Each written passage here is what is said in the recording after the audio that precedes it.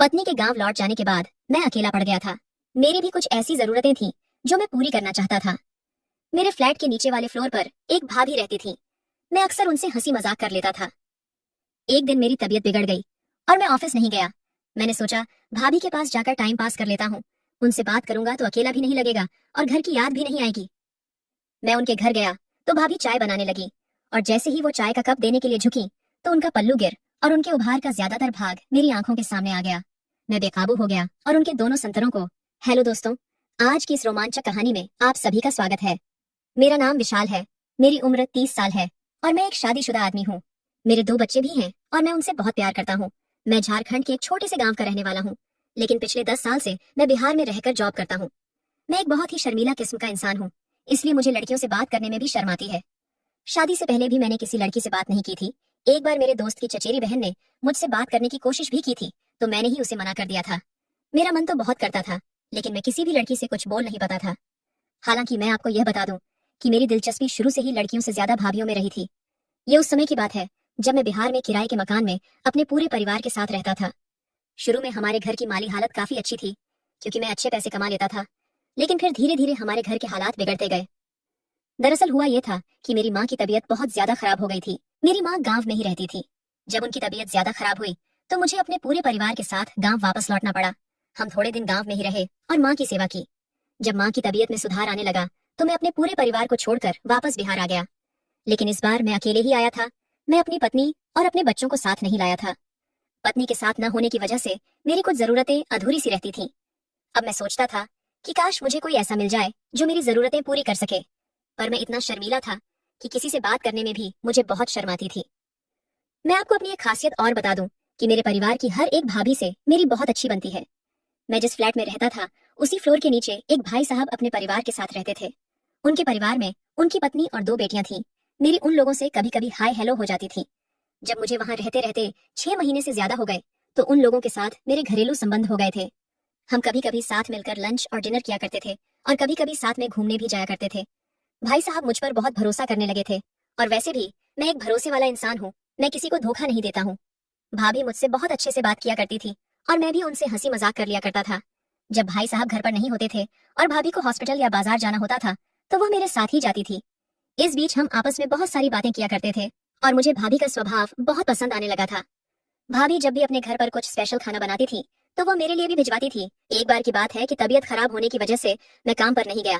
भाभी की दोनों बेटियां स्कूल चली गई थीं और भाई साहब भी ऑफिस जाने के लिए निकल गए थे।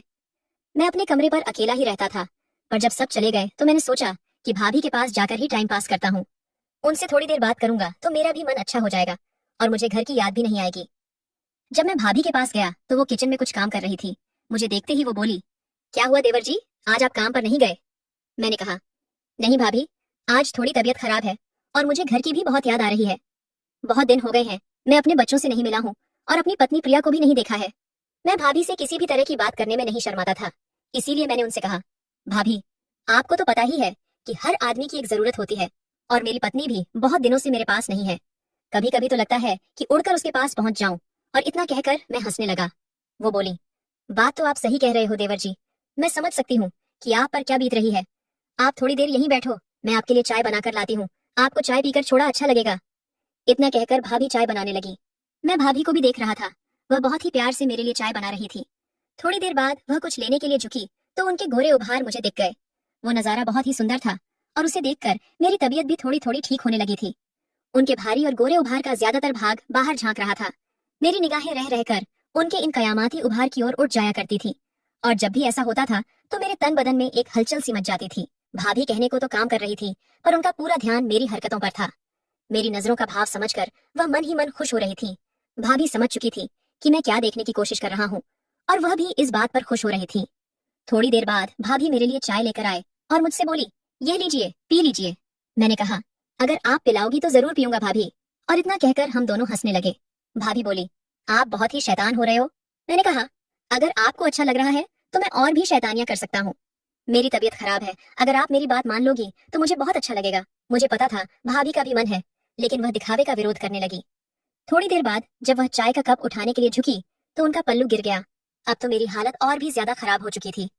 मैंने कुछ न सोचते हुए उनको गोद में उठाया और कमरे में ले गया और उनसे जी भरकर प्यार किया। मैंने बहुत मेहनत की थी, तब जाकर उनको खुश कर पाया। मेरी मेहनत देखकर वो बोली, अरे आपकी पत्नी तो आपसे बहुत खुश रहती होगी। भाभी बोली, तुम्हारे भाई साहब तो मुझ पर ध्यान ही नहीं देते हैं। मैं बिन पानी मछली की तरह तड़पती रहती हूँ, पर उनका मुझ पर तो कोई ध्यान ही नहीं रहता है। वो ऑफिस से आते हैं और खाना खाकर चुपचाप सो जाते हैं। मैं उनके लिए तैयार बैठी रहती हूँ, पर वह मेरी तरफ देखते भी नहीं है। मैंने कहा, कोई बात नहीं, अब से मैं आपको वह सब दूंगा जो आपको मिलना चाहिए। इतना सुनकर भाभी मेरे गले लग गईं। अब यह सिलसिला रोज ही चलने लगा था। मैं भाई साहब के ऑफिस निकल जाने के बाद थोड़ी देर के लिए भाभी के पास जाया करता था और उन्हें मजे दिया करता था। इन सब के बाद मैं ऑफिस जाया करता था। कभी कभी भाभी को यह डर सताता था कि मैं कहीं किसी को कुछ बता ना दूं। मैंने भाभी से कहा था, आप बिल्कुल भी फिक्र मत करो, मैं एक बहुत ही भरोसे वाला इंसान हूँ। मैं औरतों की बहुत कद्र करता हूँ और मैं आपको कभी भी धोखा नहीं दूंगा। ये सिलसिला चलता रहा और हम दोनों एक दूसरे के बहुत करीब आ चुके थे। कुछ दिनों बाद हमारी जिंदगी में बहुत बड़ा बदलाव आने वाला था, क्योंकि मेरी पत्नी मेरे पास वापस आ गई थी। पत्नी के आ जाने के बाद मैं ज्यादातर समय उसी के साथ बिताता था और भाभी को बहुत ही कम समय दे पाता था। कभी कभी तो मैं उनके पास जा ही नहीं पाता था। मेरी पत्नी को शक होने लगा था कि जरूर उसकी पीठ पीछे मैं कुछ अजीब हरकतें कर रहा था। वह बोली, क्या आपको मेरी याद नहीं आती थी? मैंने कहा, भला ऐसा हो सकता है क्या कि मैं तुम्हें याद ना करूं? मुझको पता था कि उसे मेरी बातों पर यकीन नहीं है, लेकिन मैं कर भी क्या सकता था। पत्नी के आ जाने के बाद मैं भाभी के पास जा ही नहीं पाता था और मैं उन्हें बहुत याद करने लगा था। एक बार जब मैं उनके पास गया तो भाभी बोली, आप बहुत ही चेंज हो गए हो। जब से आपकी पत्नी वापस आई है तब से आप तो मुझे भूल ही गए हो। मैंने कहा, ऐसी कोई बात नहीं है भाभी, उसको मुझ पर थोड़ा थोड़ा शक होने लगा है और वह मुझको आपके पास नहीं आने देती है। मैं फिर भी आपके लिए समय निकाल लेता हूँ और आपके पास चला आता हूँ। थोड़ी देर बातें करने के बाद हम दोनों आपस में समा गए और फिर मैं ऑफिस चला गया। कुछ दिनों बाद मेरी पत्नी को मेरी शर्ट पर लिपस्टिक के निशान मिले। अब तो उसका शक यकीन में बदल चुका था। जो बोली, मुझे पहले से ही पता था कि तुम्हारा उस चुड़ैल के साथ चक्कर चल रहा है। मैं अभी जाकर सब कुछ भाई साहब को बता दूंगी और तुम दोनों का पर्दाफाश कर दूंगी। मैंने कहा, प्लीज तुम ऐसा कुछ भी मत करो, मैं अब कभी भी उनसे बात नहीं करूंगा। वह इतना गुस्से में थी कि रोने लगी और बोली, मैं गांव में आपकी माताजी की सेवा करने में लगी हुई थी, आपके बच्चों को पालने में लगी हुई थी और आप इधर मुझे धोखा दे रहे थे। क्या आपको शर्म नहीं आती? क्या यह जरूरतें हैं आपके लिए इतनी ज्यादा जरूरी है कि आप अपनी पत्नी को धोखा दे दोगे? अरे, अगर मैं इतने दिनों तक आपके बिना रह सकती हूँ तो आप क्यों नहीं रह पा रहे थे? आपने मेरे बारे में एक बार भी नहीं सोचा, अपने बच्चों के बारे में एक बार भी नहीं सोचा।